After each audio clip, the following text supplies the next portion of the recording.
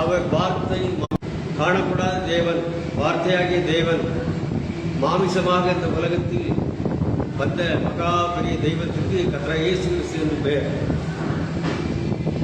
அவர் உலக பிரகாரமாக அவருக்கு அம்மா அப்பா இருந்தார்கள். இருந்தாலும் கூட அவர் வானத்தில் இருந்து வந்த கர்த்தர், வார்த்தையின் பரிபூரணம் அவரே,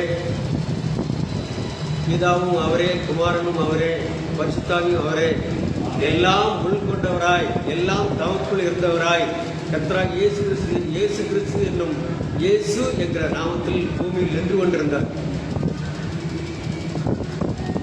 அதை அறிந்தவர்கள் அந்த 12 அப்போஸ்தலர்கள் மட்டுமே அவரை உண்மையாகவே அறிந்திருக்கிறார்கள். மிச்சம் அன்றைக்கு ஆராதனை நடத்தி கொண்டிருந்த எருசலேம் தேவாலயத்தில் இருந்த மகா பிரதான ஆசாரியர்களோ, அந்த ஆலயத்தில் தேவனை தொழுது கொண்டிருந்த ஜனங்களுக்கோ யாருக்குமே அவர் வார்த்தையின் தேவன் என்று யாருமே அவரை அறியவில்லை, அறிந்து கொள்ளவில்லை, அறிய முடியவில்லை. அவர்தான் வார்த்தையின் மாமிசம். அவர் சொல்லிதான், அவர் ஏசாயா தீர்க்கதரிசியின் மூலமாய், ஏசாயா தீர்க்கதரிசியின் வாயோடு பேசி தீர்க்க தரிசனமாய் உரைத்த வார்த்தையின்படியே வந்திருந்தார். அந்த ஏசாயா தீர்க்கதரிசி எழுதியிருந்த வார்த்தையை வேதாகம புஸ்தகமாக கையில் வைத்துக் கொண்டு எல்லா ஜனங்களும் அந்த எருசலேம் தேவாலயத்திலே மகா பிரதான ஆசாரியர் அதிகாரத்தை பெற்ற அந்த சீட்டை பெற்ற, அந்த வம்ச வெளியை பெற்ற ஜனங்கள் ஆராய்ந்து கொண்டிருந்தார்கள். அந்த வார்த்தையின்படி வந்த கர்த்தராகிய இயேசு கிறிஸ்துவும் அந்த ஆலயத்திற்கு சென்று அவரும் அவருடைய காரியத்துக்காக செல்கிறார். ஆனால் அவருடைய வார்த்தையை பற்றி எழுதியிருக்கிற பாகத்தை கொடுத்து அவரை வாங்கி சொன்னார்கள். அவர் ஏசாயா தீர்க்கதரிசியின் புத்தகத்தை வாசித்து, அவரை குறித்து சொல்லப்பட்ட இடத்தை வாசித்து, இந்த வார்த்தையின் நிறைவேறுதல் இன்றோடு, இந்த வார்த்தையின் காரியம் இன்றோடு நிறைவேறிவிட்டது என்று வாசித்து புத்தகத்தை சுற்றி வைத்து அவருடைய வேலையை முடித்து சென்றார். ஆனால் அவர்தான் வார்த்தையின் மாமிசம், அவர்தான் வார்த்தையின் பரிபூரணம், அவர்தான் பிதா, அவர்தான் வானத்தின் மூடி சிருஷ்டித்தவர். ஆனால் எருசலேம் தேவாலயத்தில் உள்ள ஜனங்கள் மோசேயுக்கு கொடுக்கப்பட்ட ஒரு காரியத்தை வைத்துக் கொண்டு வந்திருந்தவரை அடையாளம் காணாமல் அவரை விட்டு விட்டார்கள். ஆராதனை ஒழுங்காக நடந்து கொண்டிருக்கிறது. இவர் அந்த உலகத்தில் அவர் இருந்தால் உலகம் உடைத்து உலகமும் அவரை கண்டுகொள்ளவில்லை அவர் என்கிற வசனத்தின்படி இந்த காரியங்கள் முடிந்தது. அவரை முழுதுமாக கண்டறிந்தவர்கள் 12 அப்போஸ்தலர்கள் தவிர மிச்சம் யாருமே இல்லை. வேகத்தில் போன இயேசு கிறிஸ்துவை அப்போஸ்தலர்கள் பார்க்கிறார்கள். ஏன் அண்ணாந்து பார்த்து கொண்டிருக்கிறீர்கள்? வேகத்தில் எடுத்துக்கொள்ளப்பட்ட இயேசு எப்படி எழுந்தரில் போனாரோ அதே போல் மறுபடியும் வருவேன் என்று வார்த்தை சொல்லிவிட்டு அவர் போயிருக்கிறார். ஆனால் நிச்சயமாக அவர் வருவார், வந்திருக்கிறார். அதுதான் உண்மை. ஆனால் வரும்போது அவர் சொன்ன எப்படி வார்த்தை மாமிசம் ஏசாயா தீர்க்கதரிசி மூலமாய் பேசப்பட்ட வசனத்தின்படி எப்படி உலகத்தில் வந்ததோ, அதே போல மேகத்தில் எடுத்துக்கொள்ளப்பட்ட இயேசு எப்படி வருவார் என்கிறதையும் வேதம் திட்டவட்டமாக நமக்கு சொல்லுகிறது. அந்த வார்த்தையின்படி அவர் நிச்சயமாகவே வருவார். வந்தாலும் அந்த எருசலேம் தேவாலயத்தில் ஜனங்கள் எப்படி இயேசுவை காணாமல், அவர்களுடைய உள்ளத்தில் கூட தோன்றாமல் எப்படி போனார்களோ அப்படிதான் இருக்குமோ என்று நாம் அதை நினைத்து மறந்த வேண்டிய ஒரு காலத்தில் இருக்கிறோம்.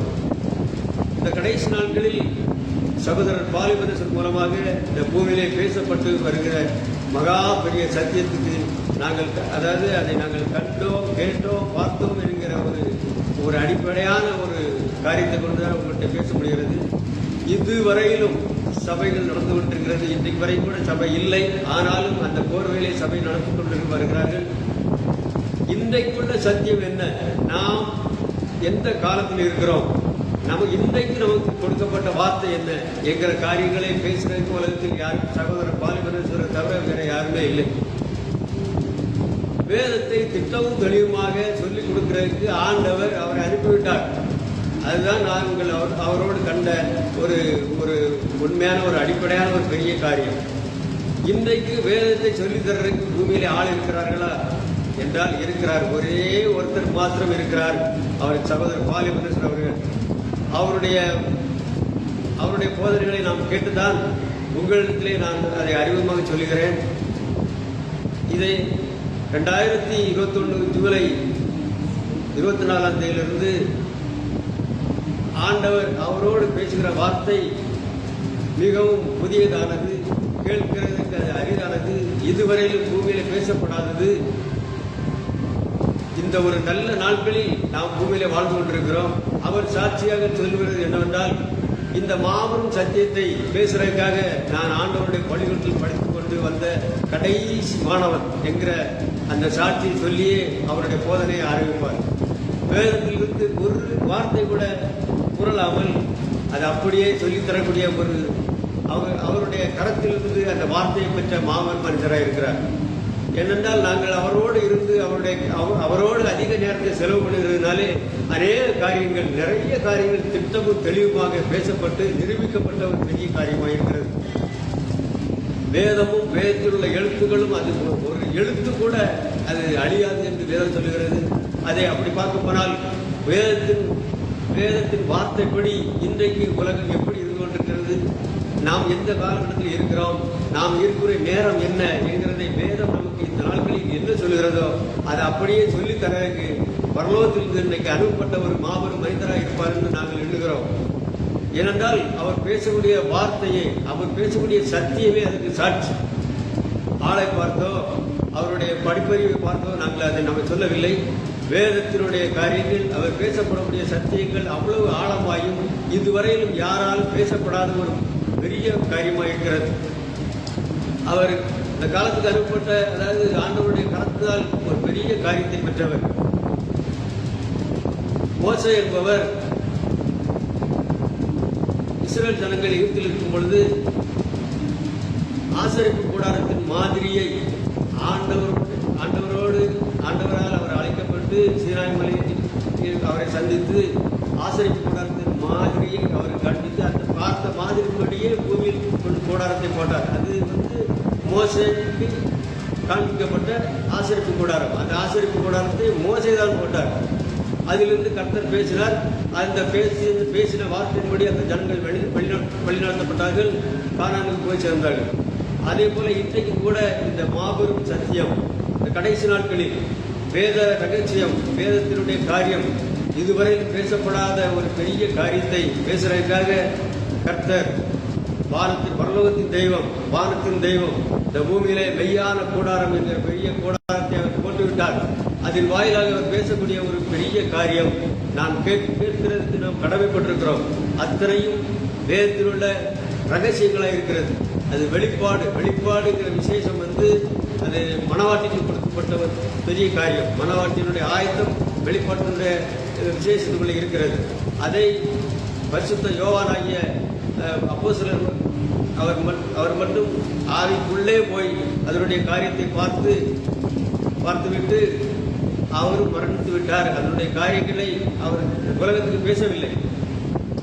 அதை பேசுறதுக்காக இந்த கடைசி நாட்களில் தேவன் மெய்யான கூடாரத்தை பூமியில் போட்டுவிட்டார். அதை கூட சகோதரருக்கு படம் போட்டு அதை தேவ காலத்தின் சத்தியம் கடைசி அதை மெய்யான கூடாரத்துக்குள்ள என்ன காரியங்கள்லாம் இருக்குங்கிறதை வேதத்தின் மூலமாக அவரால் எவ்வளவு முடியுமோ அந்த அளவுக்கு படம் போட்டு நமக்கு விளக்கி காமித்து பேசிக் கொண்டிருக்கிறார். அத்தனை வேதத்தில் இருக்கக்கூடிய பெரிய காரியமாக இருக்கிறது. காலத்தின் சத்தியம், கடைசி வெளிச்சம், தேவ ரகசியம் நிறைவேறக்கூடிய இடம், மணவாளன் குடியிருக்கிற அறை, மணவாட்டினுடைய ஆயத்த அறை, சத்தியாகியாக வேறொரு தேற்றவாளன் அசைவாடக்கூடிய இடம், நித்தியத்திலிருந்து நித்தியத்துக்கு போகிற ஒரு வழி. இதனுடைய காரியம் எல்லாம் அந்த மெய்யான கூடாரத்தின் வழியே போகும்போதுதான், மெய்யான கூடாரத்திற்குள் செல்லும் பொழுதுதான் இதெல்லாம் அங்கு இருக்கிறது. இதையெல்லாம் நான் பார்த்தேன், இதையெல்லாம் எனக்கு ஆண்டவர் சொல்லிக் கொடுத்தார் என்கிற வேதத்தின் வார்த்தையின்படி அவர் நிரூபித்து நம்மளோடு பேசிக் கொண்டிருக்கிறார். இந்த வார்த்தையானது உலகம் முழுவதும், அவர் பேசக்கூடிய வார்த்தை உலகம் முழுவதும் சென்று கொண்டிருக்கிறது. இப்போ ஒரு 4-5 வருஷம் 5 வருஷமா இந்த வார்த்தையானது உலகம் எல்லாம் சென்று கொண்டிருக்கிறது. ஜனங்கள் அதை சந்தோஷமாக ஏற்றுக்கொள்கிறார்கள். இது உண்மையாகவே இது பூமிக்கு அனுப்பப்பட்ட மகா பெரிய சத்தியம் என்று விசுவாசிக்கிற ஜனங்கள் அதனுடைய பலனை நிச்சயமாக அடைவார்கள் என்று ஆண்டவர்கள் நம்புகிறோம். ஏனென்றால் இது காலத்தின் சத்தியம், கடைசி வெளிச்சம். கடைசி வெளிச்சம் என்று சொல்லும் பொழுது நாம் அந்த வார்த்தையை சற்று உற்று நோக்க வேண்டும். கடைசி வெளிச்சம் என்றால் இந்த ஊருக்கு பஸ் வருகிறது, நைட்டு 10:30 மணி 11 மணி ஆகிவிட்டால் இது லாஸ்ட் பஸ், இது கடைசி பஸ் சொல்லுகிறோம். கடைசி பஸ் என்றால் அன்னைக்கு அந்த பஸ் தான் கடைசி பஸ், திருப்பி பஸ் வராது. அதே போல கடைசி வெளிச்சம் என்று அவர் சொல்லும் பொழுது நாம் சற்று யோசிக்க வேண்டும். இனி இந்த உலகத்துக்கு 800 வெளிச்சம் வராது, இதுவே கடைசி வெளிச்சம். அவர் சொல்லுவார் நிறைய சமயத்தில் அவர் அந்த வார்த்தையை பேசும் பொழுது, இனி ஒருவன் இந்த சத்தியத்தை பேசுறதுக்கு வார்த்தையிலிருந்து வரமாட்டான், ஏனென்றால் அங்கே இல்லை, அப்படியே பேச்சு கொண்டிருப்பார். அதை நீங்கள் வேதத்தை கையில் எடுத்துக்கொள்ளுங்கள், அந்த வார்த்தையை நம்புங்கள், வேதத்தின்படி அதை விசுவாசியுங்கள், நீங்கள் ஆசீர்வதிக்கப்பட்ட ஜனங்களாக இருப்பீர்கள். அவர் இந்த ஞாயிற்றுக்கிழமையிலே வந்திருக்கிறார். அவர் உங்களுக்கு வேதத்திற்கு அநேக காரியங்களை சொல்லிக் கொடுப்பார். அதை சற்று விசுவாசியுங்கள், சற்று நம்புங்கள், அதனுடைய வார்த்தைகளை சேருங்கள். என்னுடைய வார்த்தை ஆசீர்வதிப்பார்.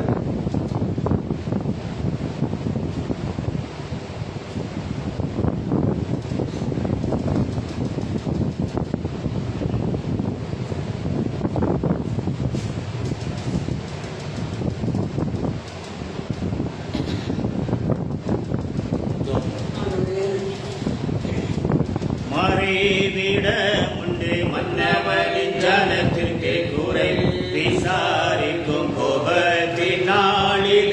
மறைவிட உண்டு மன்னவனின் ஜனத்திற்கு குறை விசாரிக்கும் கோபத்தின் நாளிலே. கரைக்குள் மறைந்து ஆனந்திக்கும் சபை, ஆனந்திக்கும் சபையே. அறைக்குள் மறைந்து சபை, ஆனந்திக்கோ சபையே. தேவனே உயர்த்தி துதியுங்கள், அவர் நாமத்தை போற்றிய தேவனே உயர்த்தி துதியுங்கள். புனிதராய் மரித்தோர் புரித்தெழும்புவார், அநேகோர் கிருபையை பக்தரின் மேல் பொழிவார். புனிதராய் மரித்தோர் தெழும்புவார், பனிபோல் கிருபை பக்தரின் மேல் பொழிவார். உலகத்தில் இன்னல் பெருகிடும், இன்னல் பெருகிடுமே. இனி உலகத்தில் இன்னல் பெருகிடும், இன்னல் பெருகிடுமே. தேவனை உயர்த்தி துதியுங்கள், அவர் நாமத்தை போற்றிய தேவனை உயர்த்தி துதியுங்கள். மகா பரிசுத்தமுள்ள நல்ல ஆண்டவரே, இது ஆசிரிக்கப்பட்ட மனமகிழ்ச்சியான இந்த நல்ல மற்றும் நன்றி செலுத்துகிறோம். கர்த்தாவே, பாவிகளில் பிரதான பாவி என்று பவுல் ஒத்துக்கொண்டது போல ஆண்டவரே, பாவிகளும் நீசுலமா நாங்களும் சமர்ந்திருக்கிறோம். தேவரின் மத்தை இறங்கி நீ பேச போற உன்னதமான காரியத்துக்காக சோத்திருக்கிறோம். இனி இந்த வார்த்தை வெறுமையாய் போகாது ஆண்டவரே. நீ பேசுற ஒரு காரியம் பூமியிலே ஆண்டவரே அது தனித்து விடப்படுவதில்லை, அது தன் காரியத்தை முடிக்கப்படுகிறதுக்காக சோத்திருக்கிறோம். ஆண்டவரே, உலகத்துக்கு முன்பதாக கிறிஸ்து இயேசுக்குள்ளாக நீ யார் யார் முன்குறித்திருக்கிறீரோ அத்தனை பேர் இந்த விலையேறப்பட்ட வார்த்தை இறங்க பாருங்க. எங்களோடு பேசும் நடத்தும் ஆசிர்வதியும் இயேசு கிறிஸ்து நாமத்தில் பிதாவே. ஆமென். Praise be to the name of our Lord and Savior Jesus Christ. Once again I greet each and every one of you those who listen my message throughout the world. From India, in the name of Lord Jesus Christ, I greet each and every one of you. So today we are going to discuss about a short message and an important topic. The whole world is expecting what is the next step for this world and what is going to happen in this world. With the help of the word of God, and if God spoke to me and taught me so many topics, and based upon the topics I want to discuss a single topic. What are the things that we are going to discuss, going to happen in the earth? இனிமேல் பூமியில் என்ன நடக்குது? So ஆண்டு கற்றுக் கொடுத்த அந்த பாடத்திலிருந்து வாசிப்போம். தேவனுடைய செய்திக்கு ஆதாரமாக ரெவலேஷன் வேர்ட்ஸ் 1:1 வாசினேன். வெளிப்படுத்த விசேஷம் 1ஆம் அதிகாரம் 1ஆம் வசனம். வெளிப்படுத்தின விசேஷம் சீக்கிரத்தில் சம்பவிக்க வேண்டியவைகளை தம்முடைய ஊழியக்காரர் காண்பிக்கும் பொருட்டு சீக்கிரத்தை சமீபத்தில் தன் ஊழியக்காரர் காண்பிக்கும் பொருட்டு தேவன் இயேசு கிறிஸ்துவுக்கு ஒப்புவித்ததும் தேவன் இயேசு கிறிஸ்துவுக்கு ஒப்புவித்ததும் இவர் தம்முடைய தூதனை அனுப்பி தம்முடைய ஊழியக்காரனாகிய யோவானுக்கு வெளிப்படுத்துவதுமான விசேஷம். Beautiful, wonderful. So I can read in English. The revelation of Jesus Christ, which God gave unto him to show unto his servants things which must shortly come to pass, and he sent and signified it by his angel and his servant John. Revelation of Jesus Christ. The revelation of Jesus Christ is a totally different from the salvation, the redemption, the transformation, crucifixion, death, resurrection, and ascension. So these also the word manifested in flesh to prove that. But the revelation of Jesus Christ, for example, after the ascension of Jesus Christ from the earth to the heaven, there is a gap, 50 days, and then in the 50 days, when the Spirit of God, அக்கினிமய நாவல் பூமியில் இறங்கி வருது. அக்கினிமய நாவல் இறங்கி வரணும்னா அதை receive பண்றதுக்கு அப்போஸ்தலர் பூமியில் இருந்தாங்க. கோபி அண்டர்ஸ்டாண்ட். அக்கினிமய நாவல் பரலோகத்தில் இறங்கி வந்துச்சுன்னா அதை ரிசீவ் பண்றது யார் ஆயத்தமா இருந்தா? அப்போஸ்தலர் ஆயத்தமா இருந்தாங்க. யார் அப்போஸ்தலர்கள்? மாம்சத்தினாலாவது ரத்தத்தால பிறந்தவன், யார பிறந்தவன்? தேவனால பிறந்தவன். வார்த்தை மாம்சத்தை அடையாளம் கண்டு கொடுத்தவன், அவங்க தான் மேசியான்னு கண்டுபிடிச்சவன். பரவாயில்ல, பிரச்சனை வரும்போது சண்டை போட்டா ஓடனா, பட் அவருடைய அழைப்பு மாறல. எனக்கு அன்பான தெய்வத்தின் பிள்ளைகளை, இனி இந்த பூமியில சம்பவிக்க வேண்டிய, அதி சீக்கிரம் சம்பவிக்க வேண்டிய ஆவிக்குரிய காரியங்கள் 3 உண்டு. உலகத்தின் காரியங்கள் ஒன்னே ஒன்று உண்டு. இந்த சரீரத்தின் காரியங்கள் 2 உண்டு. என்னெல்லாம்? ஆவிக்குரிய காரியங்கள் 3 உண்டு. ஒன்று உண்டு. இந்த மாம்சத்தின் காரியங்கள் 2 உண்டு. அதுக்கு பிறகு நம்முடைய ஆத்மாவுக்கான ஒரு பரிபூர்ணத்துக்கான ஒரு காரியம். இதெல்லாம் ஒரு deep topic. But one by one I can see from that. The revelation of Jesus Christ, இயேசு கிறிஸ்துவின் வெளிப்பாடு என்பது, you can't find out the revelation of Jesus Christ in the transformation. If you read the book of Matthew chapter 17, மத்தேயு சுவிசேஷம் 14ஆம் அதிகாரத்தை வாசிக்கிற பொழுது அது மறுமாகிறது. So transformation, transfiguration, அவருடைய ஃபிகர் மாறுது, அவருடைய உருவம் மாறுகிறது. So transfigure அர்த்தம் அவருடைய ஃபிகர் மாறுது, அந்த உருவம் மாறுது. அந்த மர்மத்திலையும், அதாவது the revelation of Jesus Christ is not available in the fulfillment of the prophecy. தீர்க்கதரிசனத்தின் நிறைவேறுதல்ல இயேசு வெளிப்பாட்டை நான் காணேன். மர்மத்தில் இயேசு வெளிப்பாட்டை நான் காணேன். ரட்சிப்பில் இயேசு வெளிப்பாட்டை நான் காணேன். மரணத்தில் இயேசு வெளிப்பாட்டை நான் காணேன். உயிர்த்தெழுதலில் இயேசு வெளிப்பாட்டை நான் காணேன். கிறிஸ்து சபையில இயேசு வெளிப்பாட்டை நான் காணேன். அப்படியானால் எங்கே இயேசு கிறிஸ்து வெளிப்பாட்டை நாம் காணலாம்? Where? Number 1, how? And then what is the objective of the revelation? The revelation of Jesus Christ. என்னை அனுப்பினவரை ஏற்றுக்கொள்ளுங்கள். So receive the potential word of God.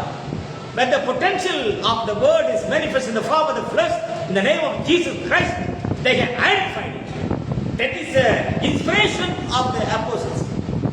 அவன் மாம்சத்திலே பிறக்காம, ரத்தத்திலே பிறக்காம, ஆவியில பிறந்தனால இவரே மேசியான், நாசரேத்து ஊரானாகிய இயேசுவே மேசியான். Good to his word, because of faith of God and trust. So today, what is the revelation? இயேசு வெளிப்பாடை மறுரூபத்தில் காண முடியாது, மன்னிப்புல காண முடியாது, மீட்புல காண முடியாது, ரட்சிப்புல காண முடியாது, கிறிஸ்து சரீரமா சபையில அதை காண முடியாது. அப்படியானால் இயேசு வெளிப்பாடு தேவன் இயேசு கிறிஸ்து ஒப்புவித்தது. அப்படிதான் பைபிள்ல போட்டிருக்கு. பட் இங்கிலீஷ்ல போட்டிருக்கு the revelation of Jesus Christ. இயேசு வெளிப்பாடு என்கிற அந்த if you open the book of the revelation of Jesus Christ, இயேசு வெளிப்பாடு என்கிற அந்த உன்னதமான காரியத்தை பார்க்கின்ற பொழுது தேவனதை 7 திரைகளால் மூடி வைத்திருக்கிறார். The revelation of Jesus Christ was sealed with the 7 vials. அதாவது இயேசுவுடைய வெளிப்பாட்டை நாம பார்க்கணும்னா திரைகள் நீக்கப்பட வேண்டும். அதாவது இயேசு வெளிப்பாடு தீர்க்கதரிசனத்தின் நிறைவேறுதல், வார்த்தை மாம்சமாயிடுச்சு, அங்க அது அவுட். அதுக்கு பிறகு மன்னிப்பு, அதுக்கு பிறகு மீட்பு, அதுக்கு பிறகு ரட்சிப்பு, அதுக்கு பிறகு மறுரூபம், மரணம், அடக்கம், உயிர்த்தெழுதல், பரிசுத்தோடு இறங்குதல், கிறிஸ்து சரீரமா சபை. இதில் எதுலையுமே இயேசு கிறிஸ்துவின் வெளிப்பாட்டை நாம் காண முடியாது. ஹல்லேலூயா. ஏனென்றால் இவ்வளவு காலமும் நாம் ஆவியை பெற்றிருக்கிறோம். we have received the power of God, we are filled with the spirit of God. ஆவியை பெற்ற அத்தனை பேருக்கும் அடையாளங்கள் உண்டு, அற்புதங்கள் உண்டு, கனிகள் உண்டு, வரங்கள் உண்டு, ஊழியங்கள் உண்டு, மரணம் உண்டு, அடக்கம் உண்டு, உயிர்த்தெழுதல் உண்டு. ஆனால் இயேசு கிறிஸ்து வெளிப்பாடு இல்லை. ஹல்லேலூயா. So the revelation of Jesus Christ is a specific thing. Why God kept the revelation of Jesus Christ in a specific chamber? Because it is exclusively only for the beloved bride, not for the world. The revelation of Jesus Christ was very secret, very holy, because God can show His own beloved bride only through the book of Revelation of Jesus Christ. Because if you read the book of Revelation of Jesus Christ from chapter 1 to 22 and many places he explains, even the final stage also, the spirit and the bride, ஆவியும் மனவாட்டியும் என்று முடிக்கிறார். The spirit and the bride. So I want to link the two topics. One is the revelation of Jesus Christ and the joining of the spirit and the bride.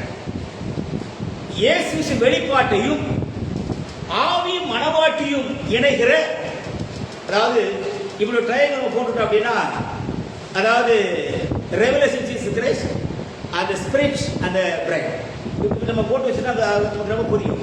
எப்படின்னா, அதாவது இயேசு வெளிப்பாட்டையும் ஆவியானவரையும் மனவாட்டியும் இணைக்கிற ஒரு காலம் உண்டு. இதெல்லாம் ஹல்லேலூயா.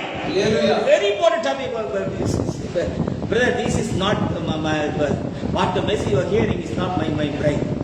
நீ கேட்கிற செய்தி ஒண்ணுமே என் மூளையில இருந்து வந்ததில்லை. நாம் படுப்பாம மூளை இல்லாதங்க.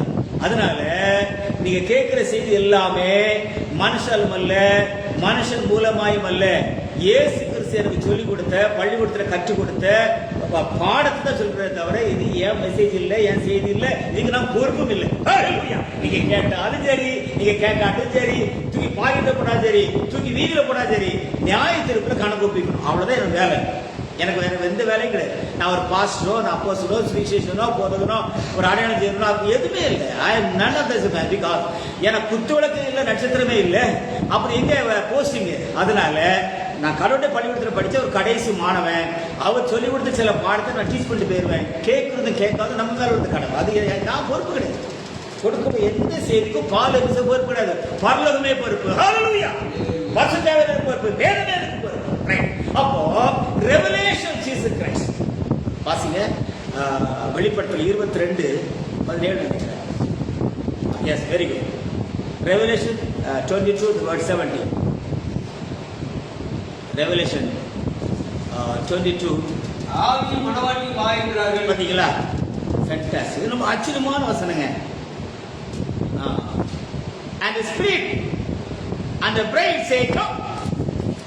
எப்பா உன்னை கூப்பிடுறது ஆவி மனவாட்டி கூப்பிடுறாளா, இல்ல உங்க பாஸ்டர் கூப்பிடுறாரா, இல்ல ஒரு சபை கூப்பிடுதா, இல்ல உன்னை யாரு கூப்பிடுறா? இப்ப நீ யாரு கூப்பிடா கேட்கறது தெரியுமா? எங்கே ஆவியானவர் மனவாட்டியிடம் வாழ்ந்து கூப்பிடுற அங்கதானே போகணும். ஹல்லேலூயா. This is the final solution. இன்னைக்கு பேசுகிறது உனக்கு கிடைக்கிற கடைசி செய்தி கூட இருக்கலாம். Doesn't matter. சார், இனி யார் நீ போக வேண்டிய இடம் எதுன்னா எங்கே ஆவியானவர் மணவாட்டி என்று வாரி கூப்பிடுகிறாரோ, ஹல்லேலூயா, ஆவியானவர் மணவாட்டியோடு என்று கூப்பிடுவதற்காக இயேசு வெளிப்பாட்டோடு கூட ஆவியானவர் மணவாட்டி இணைந்து நிற்கிற ஒரு மெய்யான ராஜரீகமான கூடாரத்தை தேவன் பூமிக்கு அனுப்பினார். ஹல்லேலூயா. அதாவது ஆவியானவர் மணவாட்டி இணைந்து இயேசு வெளிப்பாடுகிற புத்தகத்தை இன்னொரு வடிவிலே உனக்காக சொல்வதற்காகத்தான் தேவன் மெய்யான கூடாரத்தை 2021 ஜூலை 24 இந்த இந்தியாவுக்கு அனுப்பினார். ஹல்லேலூயா. அதற்கு நான் சாட்சியா இருக்கிறேன். நான் கண்டதை கேட்டு சொல்லுகிற உரிமை உண்டு. Hallelujah, because it's the word of God. So revelation of Jesus Christ. இயேசு வெளிப்பாடு என்ன? அது மறுபத்திர இல்ல, அது எடுத்துக்கொள்ளப்படுதல இல்ல, அது உயிர்த்தெழுதல இல்ல, அது அடையாளத்துல இல்ல, அது அற்புதத்துல இல்ல, அது ரட்சிப்புல இல்ல, அது மன்னிப்புல இல்ல. ஹalleluya, அது நியாய தீர்ப்பிலும் இல்லை. தேவன் தனக்குள்ள வைத்திருக்கிறார். ஏனென்றால் there is only the book exclusive only for the Lord bride. அந்த புத்தகம் தான் அவருடைய சொந்த மனைவியாகிய மணவாட்டிக்கு உரியது. இதை எப்படி கண்டுபிடிக்கலாம்? ரொம்ப சிம்பிளா கொஞ்சம் பழைய கொட்டேஷன் பேசி கொண்டு வருங்க. ஆவியானவர் மணவாட்டி அணைச்சார் எப்படி கண்டுபிடிக்கிறது? நல்லா கவனி. அப்படியே கொஞ்சம் பழைய நான் டீச் பண்ணிட்டு போயிருக்கேன். அதாவது திடீர்னு மோச ஆடு மேய்க்க போறான். முச்செடி பத்தி எரியுது.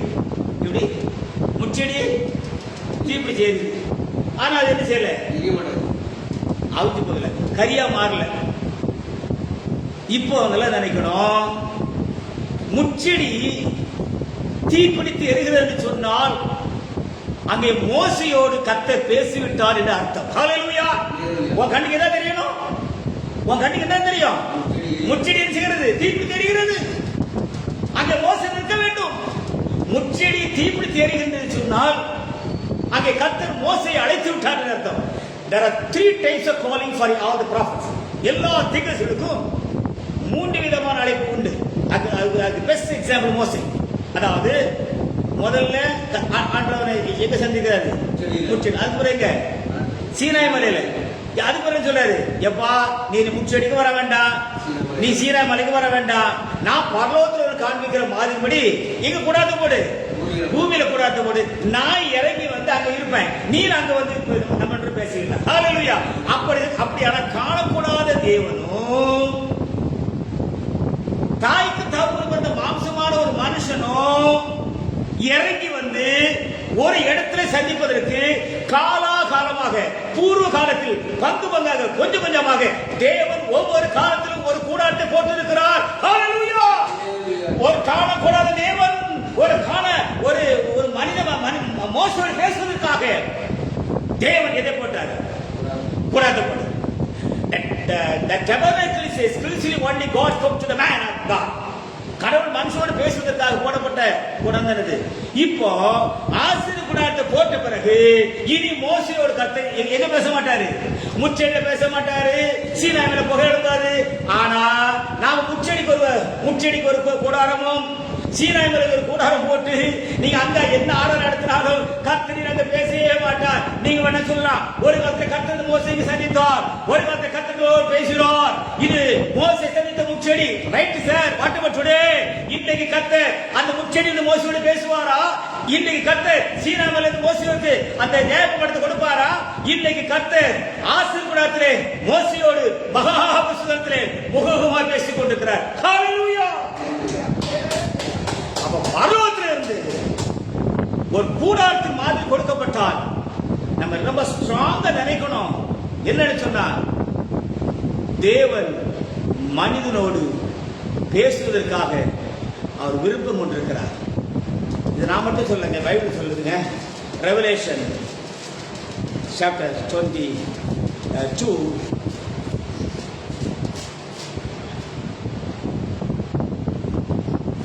Revelation chapter 21 the verse 3. வெளிப்பட்டு 21:3. இனி ஒரு சாவு 21:3 சொல்றேன். 21:3. மேலும் பரலோகத்தில் உண்டான ஒரு பெருசத்தத்தை கேட்டேன். கேட்டேன். அது இதோ ஆ. மனுஷனிடத்திலே தேவனுடைய வாசஸ்தலம் இருக்கிறது. இதோ மனுஷனிடத்திலே தேவனுடைய வாசஸ்தலம். அவர் தேவன் குடியிருக்கிற இடம் இன்னைக்கு எங்க இருக்குது? மனுஷனிடத்தில். ஹalleluya. That's the thing.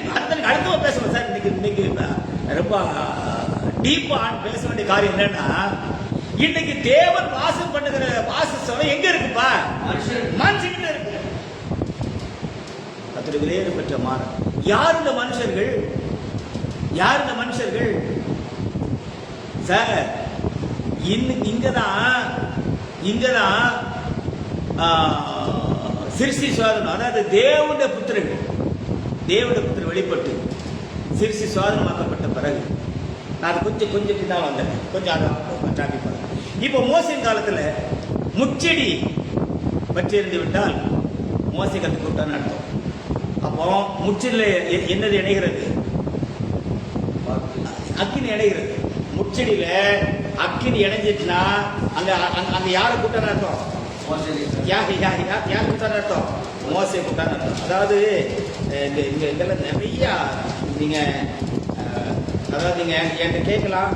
இதெல்லாமே நான் கடவுளை பள்ளிக்கூடத்தில் படித்த பாடங்கள். என்னால் முடிஞ்ச அளவுக்கு அவர் டீச் பண்ண ஏகப்பட்ட காரியங்கள் எல்லாமே எல்லாம் வசனத்தின்படி நீங்க இதெல்லாம் பேசுறதுக்கு நாட்கள் இல்லை, காலங்கள் இல்லை. இது எதுவுமே என் மொழியில் வந்தது இல்லை. எல்லாமே கடவுளுடைய பள்ளிக்கூடத்தில் படித்த சில பாடங்கள். கர்த்தருக்கு வெளியேறப்பட்ட மாறாத பரிசுத்த நாம் மகிழ்வுகிறார். இப்போ கொஞ்சம் நான் டீச் பண்ணி போறேன். கர்த்தருக்கு வெளியேறப்பட்ட மாறாத பரிசுத்த நாம் மகிழ்வுகிறார். இப்போ மலையின் மேல நம்பர் 2 ஒத்திகசி 3 அனுபவம். ஒன்று முச்செடி அனுபவம். அடுத்து முச்செடியில மோசைக்கு ஆண்டவர் எந்த மாதிரியையும் எந்த நியாய பிரமாணத்தையும் கொடுக்கல. கற்பனை கொடுக்கணும். எங்க போனோம்? சீனா மலைக்கு போனோம். கடவுளுடைய சத்தத்தை கேட்கணும். எங்க போனோம் சார்? ஒத்திகசிங்க பேசுங்க. நீங்க பிரதர் ரட்சிக்கப்பட்ட அதுல நிற்காதீங்க. வளரணும். சீனா மலையில் அனுபவம், அதுக்கு கூடாத அனுபவம். அதாவது ஒன்ன மட்டும் தெளிவா பிரதர், நீங்க 1000 ரூபாய் 10 ரூபாய் மட்டும் கண்டு கொடுத்துறேன். பூமியில குத்து விளக்குங்கிற சபை இல்லவே இல்லை. அதாவது சபைகளையும் குத்து விளக்கையும் நட்சத்திரத்தையும் பரலோகம் கொடுத்தது, பரலோகம் திரும்ப பெற்றுக் கொண்டது. ஹalleluya. அந்த குத்து விளக்கு நட்சத்திரம் போகும்போது அப்போஸ்தலர் பேட்டாங்க, திகசி பேட்டாங்க, சுவிசேஷம் பேட்டா, போதகம் பேட்டா, மேய்ப்பன் பேட்டா, அடையாளம் பேட்டது, அற்புதம் பேட்டது, எல்லாரும் பேட்டாங்க. இப்போ அப்போஸ்தலர் இருக்கிற இடத்துல கள்ள அப்போஸ்தலர் இருக்கிறான். கிறிஸ்து இருந்த இடத்துல அந்தி கிறிஸ்து இருக்கிறான். பரிசுத்தர் இருந்த இடத்துல மிருகத்திராவி இருக்குது, அசுத்தாவி இருக்குது. திகசி இருக்கிற இடத்துல குருசுராவி இருக்குது.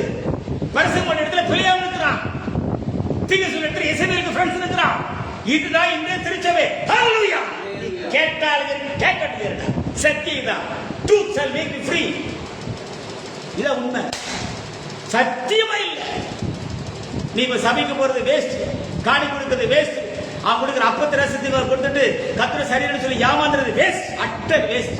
Because God can remove the candlestick from the earth before 53 years back. 53 நாளுக்கு முன்பு தேவன் சபையை எடுத்துக்கொண்டார். ஏன் சார்? ஒரு பெந்தெகோஸ்து பண்டிகையும் 3 நாட்களும் 3 வாரங்களும் டேட் இப்படி திட்டவன் என்று பேசுவார். என்ன டவுட்டா கிட்ட கேட்கலாம். இப்போ மலையில சீனாய் மலையில இடி முழங்குது, மின்னல் அடிக்குதுன்னா பூமிக்கு என்ன வரப்போன்னு அர்த்தம்?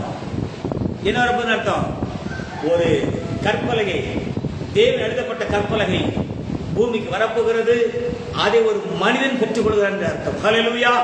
யார்கிட்ட கொடுத்தாரு சார்? கற்பலை எழுதி ஆண்டு தூதட்ட கொடுக்கல. யார்கிட்ட கொடுத்தாரு? மோசேக்கு தான் கொடுத்தாரு.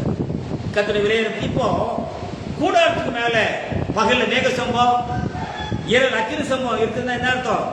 இஸ்ரவேல் ஜனங்கள் கானானை நோக்கி பயணம் பண்ணி கொண்டிருக்கிறார்கள். சரிதானா? பகல்ல மேக சம்பவம், அக்கினி சம்பவம். ரைட். இப்போ கர்த்தருடைய பரிசுத்த நாமம் இருக்கிறார். கன்னி கற்பதையாகி ஒரு குமாரனை பெற்று அவருக்கு இயேசுன்னு பெயரிட்டாச்சு அப்படின்னா தீர்க்க தரிசனம் முடிந்து விட்டது. கரெக்டா? சரிதானா? யோவான் வந்துட்டான், எது முடிஞ்சு போச்சு? அக்கின்ம நாவுகள் பூமியில் இறங்கி வரணும்னா அங்க யார் காத்து எடுக்கணும்? ஆமா பிரதர். அக்கின்ம நாவுகள் பிரதர் ஆசனுக்கு இறங்காது, எரிசல் தேவத்துக்கு போகாது, மேல் விட்டுதான் வந்துச்சு. எனக்கு அன்பான தேவத்தின் அப்படியானால் காலத்தின் சத்தியமும் கடைசி வெளிச்சமும் இணைய வேண்டுமானால் மெய்யான கூடாரம் பூமி நிற்க வேண்டும். சரிதானா? இந்த மெய்யான கூடாரம் எதுக்கு அடையாளம்னா, எப்பா ஆவியும் மனவாட்டி இணைய போறாங்க. ஹல்லேலூயா! இதான் அடையாளம். எப்படி பிள்ளையை துணியில சுற்றி முன்னிலை கிடைத்து காண்பீர்கள் என்று சொல்லப்பட்ட அடையாளத்தை போல நண்பர்களே, ஆவியார் வெளிப்பட்டு 22ஆம் அதிகாரம் 17ஆம் வசனத்தின்படி ஆவியும் மனவாட்டி இணைவதற்காக இந்த பூமிக்கு அனுப்பப்பட்ட கடைசி அடையாளம் இதுவே. ஹல்லேலூயா! இதை பார்க்கும்போது சந்தோஷப்படணும். ஓ, ஆவியார் மனவாட்டி இணைய போகிறார். That's the things of God.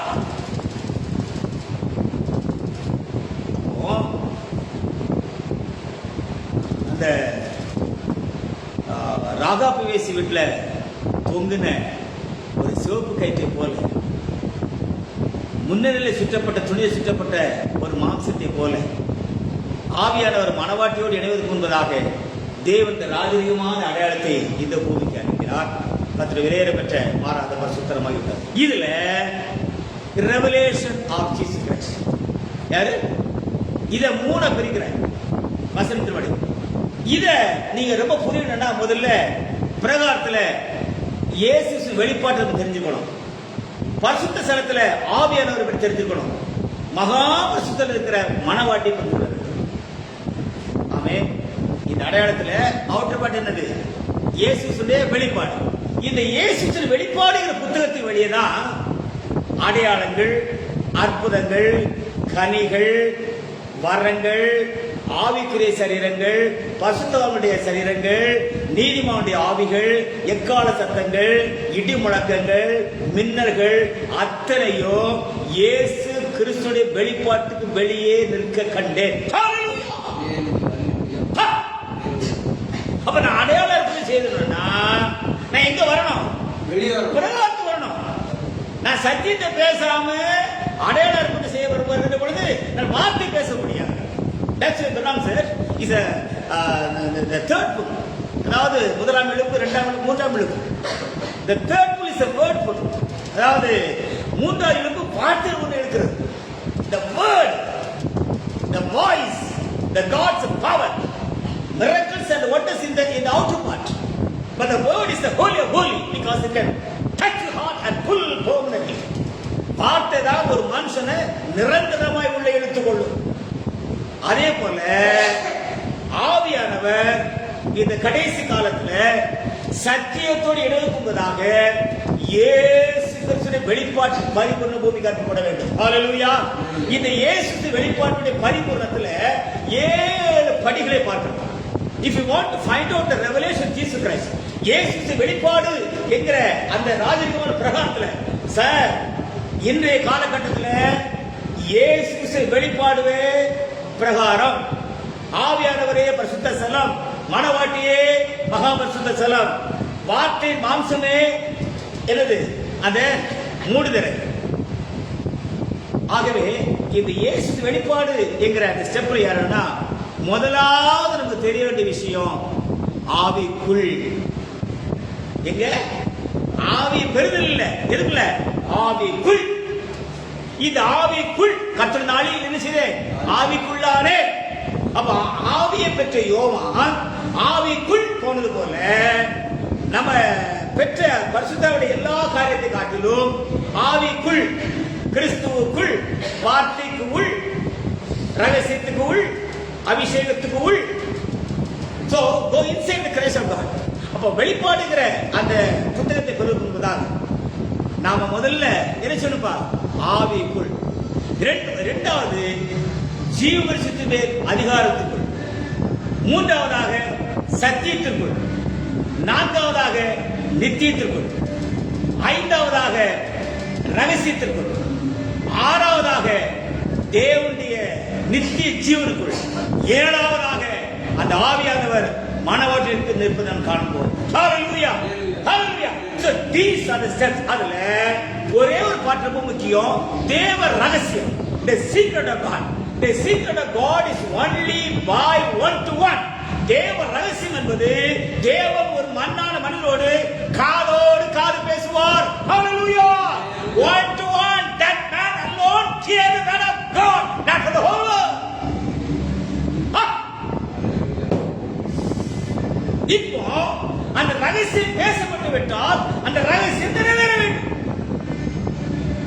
ரகசியம் பேசப்பட்டு விட்டால் ரகசியம் நிறைவேறணும்னா பூமியில் உள்ள ஜென்ம சரீரங்களுடைய கணக்கு முடிக்கப்பட வேண்டும். நல்ல ஞாபகம். ஹalleluya.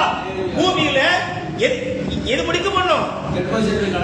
ஆமா, ஜென்ம சரீர கணக்கு முடிஞ்சாதான் பரலோகத்துல என்ன ரெடியா இருக்கும்? ஹalleluya. அப்போ கிறிஸ்துவின் சரீரமா சபை இன்னும் இயங்குமே ஆனால் கணக்கு முடியல. Very important message I am talking, my dear friends. பூமியில ஒரு சபையோட வேலை என்னன்னா, ஒரு விசுவாசியோட பாவ சரீரத்தை ஜென்ம சரீரமா மாற்ற வேண்டியதா. ஏன்னா பைபிள் போட்டிருக்கு. 1 கொரிந்தியர் 15ஆம் அதிகாரம் வாசிங்க. 1 கொரிந்தியர் 15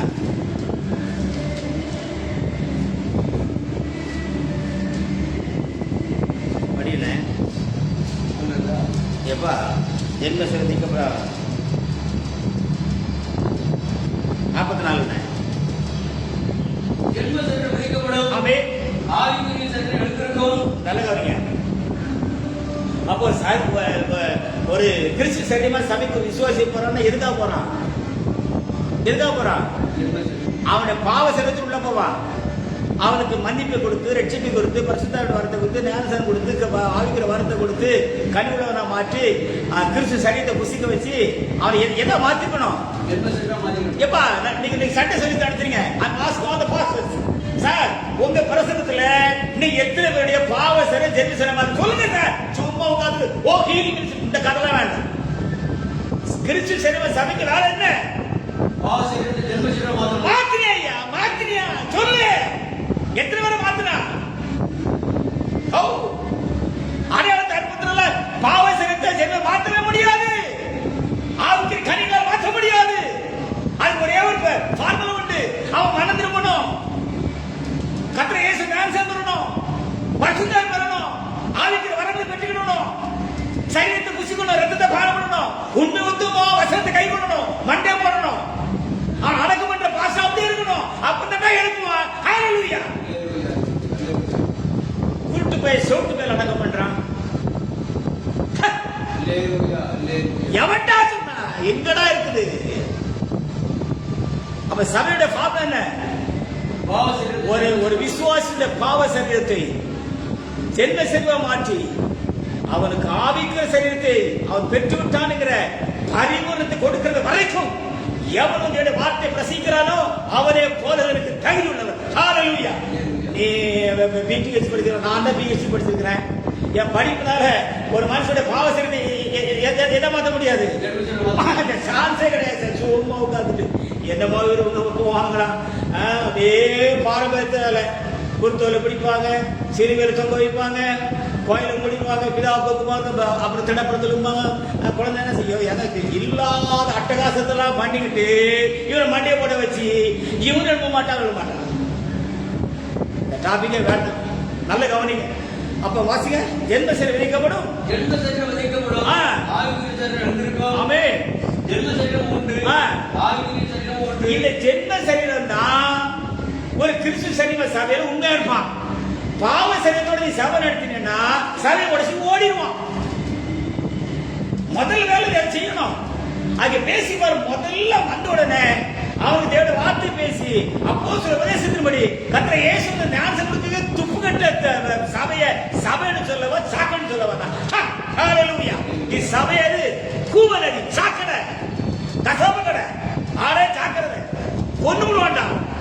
Run away from the place. Very important is talking today. ரொம்ப கவனமா படிக்கணும். இப்போ பூமியில ஜென்ம சரீரத்துக்கு அக்கவுண்ட் முடிந்து விட்டது என்பதற்கு நமக்கு அடையாளப்படுத்தப்பட்டிருக்கிறது. அவன் எப்பா கைகளால் பெருக்கப்படாத கல்லு தானியல் கண்ட பொற்செயலருடைய பாதத்தை உடைச்சி எவருமே சுயாட்சி நடத்த முடியாம கூட்டாட்சி தத்துவம் வந்து விட்டது சொன்னால் கையில பெருக்கப்படாத கல்லு தன் வேலையை முடித்து அது பருவதமாக மாறிவிட்டது அர்த்தம். ஹல்லேலூயா, ஹல்லேலூயா. அப்ப கைகளால் பெருக்கப்படாத கல்லு முருண்டு ஓடி அது மோதி எல்லாத்தையும் முடைச்ச உடனே பெரிய பருவதம் உடனே மேல என்ன வரணும்? புதிய எருசலேம் இறங்கி வரணும். இது ஒரு முக்கியமான டாபிக். அப்போ நம்பர் 2 பரதேசிக்கு போனோம் அப்படின்னா அங்க இது வரைக்கும் ஒரே விதமான ஜீவசித்த கனியை கொடுக்கக்கூடிய ஜீவசமானது எத்தனை விதமான கனி கொடுக்கணும்? 12 விதமான கனி கொடுக்கணும். அப்போ பழைய ஏற்பாட்டின் பரிசுத்தவான்களுக்கு தான் ஆதாம் காலத்தில் முளைத்த ஜீவசித்தனி யாருக்கு? பழைய ஏற்பாட்டு காலத்தில் பரிசுத்தவான்களுக்கு. மத்த 27:51 படி உயிர்த்தோர் எழுந்தவருக்கு தான் ஆதாம் காலத்தில் முளைச்ச ஜீவசிங்கனி. இந்த அப்போஸ்தலர் கிறிஸ்துவ சபையின் காலத்துல ஜென்ம சரீரத்தில் அடக்கம் பண்ணப்பட்டு ஆவிக்கு சேர்ந்த பிறகு 12 விதமான கனிகள். ஆனா சரீரங்களை சாயலாக பெறுகிற விருந்துக்காரனுக்கு ஜீவசிலை எந்த கொடுக்கிறாரு? அதிகாரம். வேற 3 பார்ட். 1 ஒரே விதமான ஜீவசிங்கனி, 2 12 விதமான ஜீவசிங்கனி, 3 ஜீவசிங்கனி. இந்த ஆறாம் காலத்தில் முளைச்ச ஜீவசிங்கனி யாருக்கு? பரிசுத்தவான்களுக்கு. இயேசு சத்தம் எழுப்புற மத்த 27:50 எழுப்புனதுக்கு தான் எது? அப்படியானால் பரலோகத்திலே ஜீவசித்த கனிகள் பங்கு கொடுக்கப்படும். அங்க ஒரே விதமான கனியை வச்சுட்டு நின்னா யாருக்கு ரிசீவ் பண்ணணும்? பழைய ஏற்பாட்டுல பரிசுத்தவான்கள் ரிசீவ் பண்ணணும். 12 விதமான கனி வச்சிருந்தா யார் ரிசீவ் பண்ணணும்? ஜென்ம சரீர ஆளுக்கு சேர்ந்த எப்பா ஜீவ அதிகாரம் எங்க இருப்பா? எங்க இருப்பா? விருந்துல இருப்பான். அப்ப விருந்துக்காரனுக்கு அதிகாரமும் பார்வையாளனுக்கு 12 விதமான ஜீவசிங்கனியும் அங்கே வேலை செய்கிற வேலைக்கார பசங்களுக்கு என்னன்னா ஜீவசிங்கனி கொடுக்கும். அதான் தேவதேவனோ இதெல்லாம் கடந்த பள்ளித்திரப்படி செய்யணும். என் மூலிகை கிடையாது. அப்படியானால் பரலோகத்தின் தீர்மானத்தின்படி ஒரு சத்தம் உண்டாகுது. வாசிங்க வெளிப்பத்தி 21:3. மேலும் பரலோகத்திலிருந்து உண்டான ஒரு பெரிய சத்தத்தை கேட்டேன். மேலும் பரலோகத்தின் பெருசத்தை கேட்டேன். அது மனுஷனிடத்திலே தேவனுடைய வாசஸ்தலம் இருக்கிறது. அது இதோ மனுஷனிடத்திலே தேவனுடைய வாசஸ்தலம் இருக்கிறது. ஹல்லேலூயா. ஏனென்றால் மணவாளன் குடியிருக்கிற இடம், மணமட்ட ஆயத்தாரை கண்டேன். அப்போ என்னைக்கு நீங்க கவனிங்க, இந்த தேவனுடைய வாசஸ்தலம் பூமிக்கு இறங்கி வந்துச்சோ அன்னைக்கு பூமியில் உள்ள ஜென்ம சரீரத்தினுடைய கணக்கு முடிந்து விட்டது. ஹல்லேலூயா, ஹல்லேலூயா. இந்த கூடாரத்துக்கு பிறகு ஜென்ம சரீரம் வந்து ஒன்று பூமியில் எது வேண்டு சம வேண்டு. இது அடையாளம் என்ன? இது நோக்கம் என்ன? வாசிங்க வெளிப்பத்தி 21:3. மேலும் பரலோகத்துண்டான ஒரு பெரிய சத்தத்தை கேட்டேன். இதோ மனுஷனிடத்திலே தேவனுடைய வாசஸ்தலம் இருக்கிறது. இதோ அப்ப மனுஷங்கிட்ட தேவனுடைய வாசம் வந்த உடனே மனுஷங்கிட்ட இருக்கிற ஜென்ம சரீரத்தோட அக்கௌண்ட் முடியணும். ஜென்ம அக்கௌண்ட் முடிஞ்ச உடனே பரதேசில ஒரே விதமான ஜீவன் கனி கொடுக்கிறது, 12 விதமான ஜீவன் கனி கொடுக்கணும். இந்த 2 முடிகின்ற பொழுது அவர் வரும் பொழுது அவர் இருக்கிற வண்ணமாகவே நாம் ஒரு தரிசிப்பதனால் அவருக்கு ஒப்பாயிருப்போம் என்று சொல்லக்கூடிய சரீரங்கள் சாயலாக மாற்றப்படக்கூடிய நிகழ்ச்சிகள் பூமியில் நடக்கின்ற பொழுது ஒரு சத்தம் உண்டாகும். ஜீவனுக்கு அதிகாரம் பெற்றவன் எங்கே? புதிய நாமத்தை பெற்றுக்கொள்வது எங்கே? மனவாட்டி எங்கே? எங்கே சத்தம் உண்டாகின்ற பொழுது ஆவியானவர் மனவாட்டியோடு இணைந்து கொள்வார். இந்த ரகசியம் பெறுது. நான் வார்த்தை குறித்தும் சத்தியத்தை குறித்தும் பேசுகிறேன். ஹல்லேலூயா. What a wonderful. I feel the presence of God. நல்ல பைபிள் படிங்க.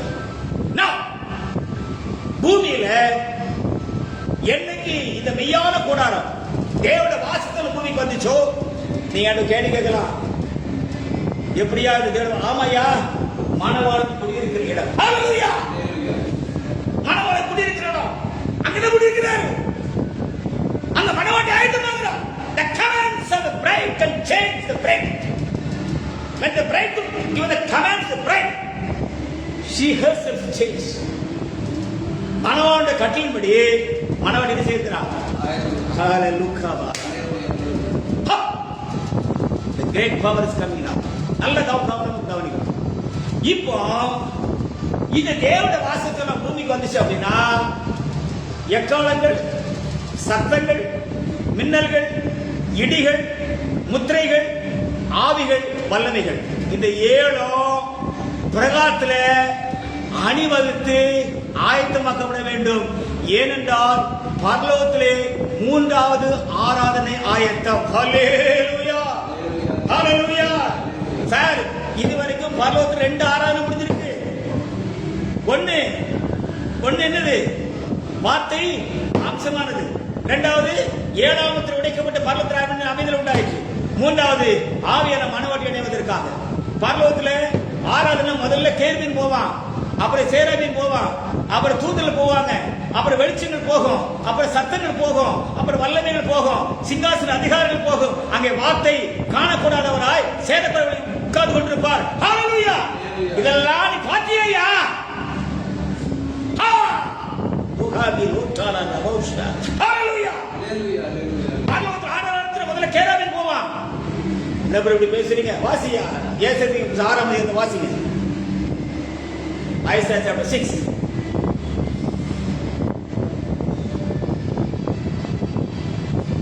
வாசின Isaiah chapter 6 verse 1. உசியா ராஜா மரணமடைந்த நாட்களில் வாசிப்பார். 6:1. உசியா ராஜா மரணமடைந்த வருஷத்தில் ஆண்டவர் உயரமும் உன்னதமான சிங்காசனத்தின் மேல் வீட்டு கண்டே அவருடைய வஸ்திரத்தால் தேவாலயம் நடந்தது. ஆமென். சேராபீன்கள் அவருக்கு மேலாக நின்றார்கள். ஆமென். அவர்களில் ஒவ்வொருவருக்கும் பாருங்க பிரதர், பரலோகத்துல சேராபீன்கள் உண்டு, கேராபீன்கள் உண்டு, தூதர்கள் உண்டு, ஆவிகள் உண்டு, வல்லமைகள் உண்டு, மாதிரிகள் உண்டு. நல்லா கவனிக்கணும். ஆராதனை நடத்த வந்தா என்ன தெரியுமா? அதாவது இரவும் பகலும் ஒன்று போலன்னு சொல்லுவாங்க. பட் பைபிள் சேஸ், அதாவது அங்கே டே அண்ட் நைட் எப்படி கல்வி பண்ணப்படுதுன்னா, இந்த பரலோகத்திலையும் தேவனுடைய ஆராதனைக்கு முன்பதாக பரலோகத்துடைய பலிகள் பரிசுத்தமாக்கப்பட வேண்டும். ஹல்லேலூயா, ஆமா. எபிரேயர் சொல்ற வாசிங்க. எபிரேயர் 7 பேர் திரும்ப 7 ஹீப்ரு.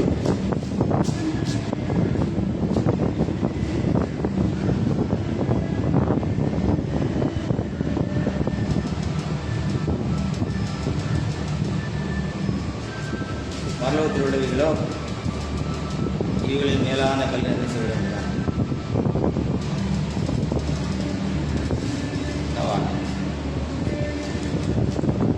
எஸ், எபிரேயர் 9ஆம் அதிகாரம் 23 வசனம், அதாவது 21, 22, 23. Hebrew chapter 9 the verse 21, 22, 23 படி. இவ்விதமாக கூடாரத்தின் மேலும் ஆமென் ஆராதனைக்குரிய சகல பணிகளின் மேலும் இரத்தத்தை தெளித்தான். நியாயப்பிரமாணத்தின்படி இரத்தம் குறைய எல்லாம் இரத்தத்தினாலே சுத்திகரிக்கப்படும். ஆமென். இரத்தம் சிந்துதலில் இல்லாமல் மன்னிப்பு உண்டாகாது. ஹல்லேலூயா, ஆமென். ஆதலால் பரலோகத்தில் உள்ளவர்களுக்கு சாயலானவைகள், நல்ல கவனிங்க, ஆதலால் பரலோகத்தில் உள்ளவர்களுக்கு சாயலானவைகள் இப்படிப்பட்ட பலிகளினாலே சுத்திகரிக்கப்பட வேண்டியதாக இருந்தது. ஆமென். பரலோகத்தில் உள்ளவைகளோ இவைகளிலும் விசேஷித்த பலிகளாலே சுத்திகரிக்க வேண்டியது. எப்பா என்னைக்கா வசனத்தை ஆராய்ச்சி பார்த்தியா? பரலோகத்தில் உள்ளதை எப்ப சுத்திகரிக்கப்படணும்? ஆமா, அப்ப சுத்திகரிக்கப்படாது எப்படி பரலோகத்துக்கு போச்சு? பரலோகத்துக்கு போனா எல்லாம் முடிஞ்சு போய் சொல்றீங்களே. என்ன பண்றான் பைபிள்? என்ன பண்றது? பரலோகத்தில் உள்ளவைகளோ பலிகளாலே சுத்திகரிக்கப்பட வேண்டியது. பரலோகத்தில் உள்ள காரியத்தை சுத்திகரிக்கிறதுக்காக ஒரு பலி தேவைப்படுதான். யோசிச்சு பாத்தியா? அது என்ன? அதுதான் அந்த ஃபுட்பாத்ல தெளிக்கப்பட்ட ரத்தம், கசிந்து கொண்டிருக்கிற ரத்தம். ஹல்லேலூயா. அது தெளிக்கப்பட்ட ரத்தத்துக்குள்ள, அந்த கசிந்து ரத்தத்துக்குள்ள பரலோகத்துல எல்லாமே கிராஸ் பண்ணும்போது பரிசுத்தமாக்கப்பட கண்டு சொல்லுகிறேன். ஹalleluya. பரலோகத்துக்கு என்ன நிலைமைன்னா சும்மா திருத்துவ வயசுல சபை கிட்ட வச்சு பிதாவு கோகுமார தூத்தி கொடுத்துறாங்க. போங்கடா நீங்க உங்க சபையை வந்தாய் சார். பரலோகத்திலே இந்த நிலைமை. பரலோகத்தில் ஒன்னொன்னு பரிசுத்தமாக்க போடணும். எது மூலமாக?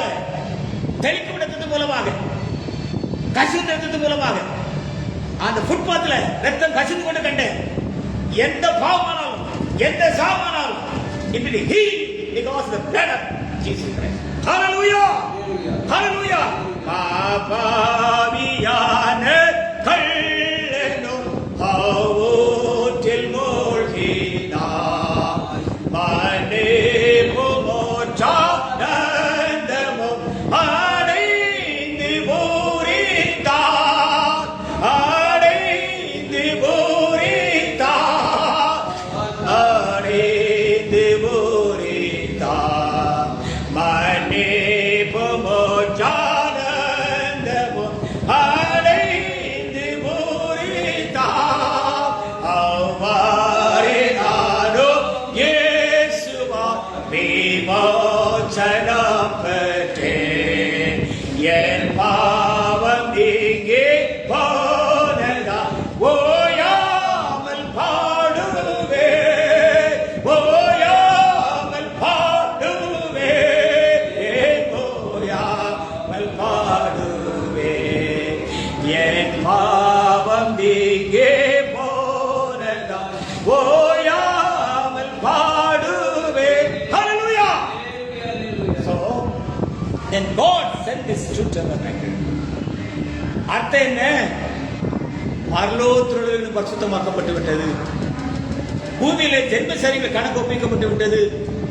பரதேசிலே ஆவிக்கிற சரீரங்கள் ஆயத்தமாக்கப்பட்டு விட்டது. ஒரே விதமான ஜீவித்து கொடுக்கிற ஜீவச்சம் 12 விதமான ஜீவித்து கொடுக்க ஆரம்பித்து விட்டது. பூமியிலே சிருஷ்டி சுவாதனத்துக்கு காத்துக் கொண்டிருக்கிற சிருஷ்டியானது சுயாதனத்தை பெறுவதற்கு ஆயத்தமாக்கப்பட்டு விட்டது. தேவனுடைய புத்திரர் வெளிப்பட போகிறார்கள். மனவாட்டி ஆயத்தமாக்கப்பட்டு விட்டார். ஹalleluya. இந்த 6 சத்தமும் உண்டான உடனே ஆவியானவர் மனவாட்டியில் எழுந்து கொள்வார். ஹalleluya. அது வரைக்கும் அடையாளத்தினால அரப்பத்தினால டிங்டாங் மணி அடினால ஒண்ணும் நடக்காது சார். ஹalleluya. சீக்கிரத்தில் சமைக்க வேண்டிய காரியங்கள் இவைகளே. ஜென்ம சரீரம் முடிய வேண்டும். ஆவிக்கிற சரீரம் ஆயத்தமாக்கப்பட்டிருக்க வேண்டும். ஒரே விதமான ஜீவித்து கொடுக்கிறது 12 விதமான ஜீவத்துக்கு நீ கொடுக்கணும். சிறுசி சோதனை பெற்றுக்கணும். தேவனுக்கு வெளிப்பட்டிருக்கணும். மனவாட்டி ஆயத்தமாக இருக்கணும். பரலோகத்தில் பலிகள் பரிசுத்தமாக்கப்பட்டிருக்கணும். நித்திய நித்தியம் போற பாவங்கள் இருக்கக்கூடாது. Then the curse of God is going towards the devil. Hallelujah. இந்த காரியத்துக்காகத்தான் தேவன் நம்மளை பூமியில் வைத்திருக்கிறார். ஹalleluya. ஹalleluya. புசிப்போம் குடிப்போம் சும்மா வாழ்வோம். தலைவி செலவுகள் கட்டுக்கிறதே கிடையாது. ஏன்னா அவனுக்கு இது விருப்பம் இல்லை. தான் காரியத்தை விட்டு வெளியூர் விருப்பம் இல்லை. அவன் பேசி ஒரு பிரயோஜனம் சுட்டு நம்ம அவாய்ட் பண்ண ஆரம்பிச்சு. எனக்கு நம்ம வேலை நிறைய இருக்கு. பரலோகத்தில் ஆயத்தமாக்கப்பட்ட காரியங்கள், பரலோகத்திலே பணி முடிக்கப்பட்ட காரியங்கள், பரலோகத்திலே செய்து முடிக்கப்பட்ட காரியங்கள், பரலோகத்திலே பேசி முடிக்கப்பட்ட காரியங்கள், பரலோகத்திலே உடைக்கப்பட்ட முத்திரைகள், பரலோகத்திலே தெளிக்கப்பட்ட ரத்தம், பாதத்திலே கசிவு ரத்தம், பரலோகத்தின் சாயலில் அணிவகுப்புகள் அத்தனையும் நிறைவு பெற்று விட்டன. ஹalleluya. ஹalleluya. Then the way is ready. இப்பொழுது பலி ஆயத்தமாக்கப்பட்டிருக்கிறது.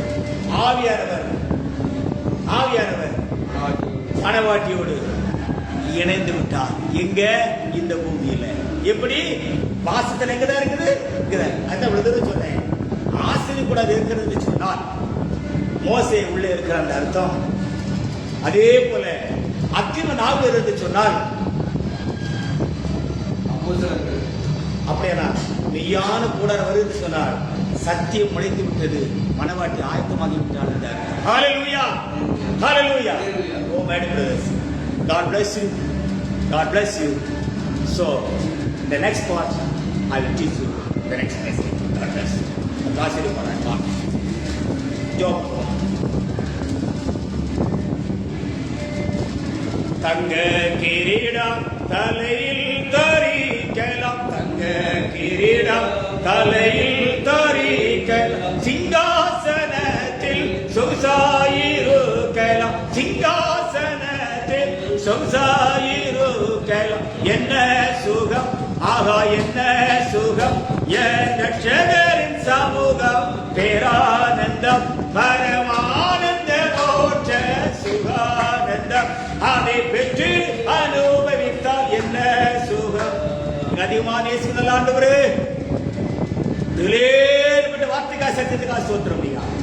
இந்த சத்தியத்திலே சாபம் இல்லை, பாவம் இல்லை, மரணம் இல்லை, அழிவில்லை. ஆண்டவரே, இந்த மகாபலி வெளிச்சத்துக்கா ஸ்தோத்திரம். Lord, fill and heal them. Every adversity is sucked in the name of Jesus. கர்த்தாவே, உம்முடைய விடுதலைக்காய், உம்முடைய ஆறுதலுக்காய், உம்முடைய கிருபைக்காய் ஸ்தோத்திரம். பேசுற வார்த்தைக்காய் ஸ்தோத்திரம் கர்த்தா. ஒவ்வொரு ஆசீர்வதி பாதுகாத்துக் கொள்ளும். இயேசு கிறிஸ்து நாமத்தில் பிதாவே. ஆமென், ஆமென், ஆமென்.